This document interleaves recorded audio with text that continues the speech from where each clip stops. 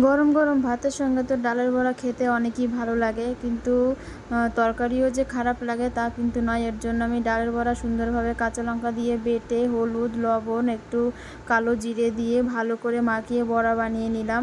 বড়া বানিয়ে কিছুটা বানিয়ে রাখলাম খাওয়ার জন্য, শুধু এমনি খাবো, আর কিছুটা বানালাম তরকারিতে দেবো। তাই তো এখানে আমি দুই ধরনের তরকারি করব। প্রথমে আলু দিয়ে করব আর লাউ দিয়ে করব। তো আলুগুলো কেটে নিলাম, তার সঙ্গে মশলা দিলাম, বড় একটা টমেটো, ধনের গুঁড়ো, জিরের গুঁড়ো, কাঁচা লঙ্কা, তোমরা শুকনো লঙ্কাও ব্যবহার করতে পারো, কোনো অসুবিধা নেই। তো এখানে আলুগুলো ভেজে নিলাম প্রথমে লবণ আর হলুদ দিয়ে। তো এখানে ফোড়নে জিরে দেবো, একটু তেজপাতা দিয়ে মশলা যেটা বানিয়েছিলাম সেটা ভালো করে কষিয়ে গরম মশলা, হলুদ, লবণ সমস্ত কিছু দিয়ে আর একটু সামান্য পরিমাণ চিনি দিয়ে মশলাটাকে কষিয়ে তার মধ্যে ভেজে রাখা আলুগুলো সুন্দরভাবে দিয়ে নাড়াচাড়া করে অনেকটা বেশি জল দেবো, কারণ যেহেতু তোমার ডালের বড়া দিয়ে তরকারি করছে তো বড়ায় জল চুষে নেয়, তো এর জন্য জলটা একটু বেশি দিতে হবে। আলুগুলো গলে গেলে তো আমি বড়াগুলো এর মধ্যে ঢেলে দেব, দিয়ে রান্না কমপ্লিট হয়ে গেছে, একটু নাড়াচাড়া দিয়ে এটাকে রেখে দেব।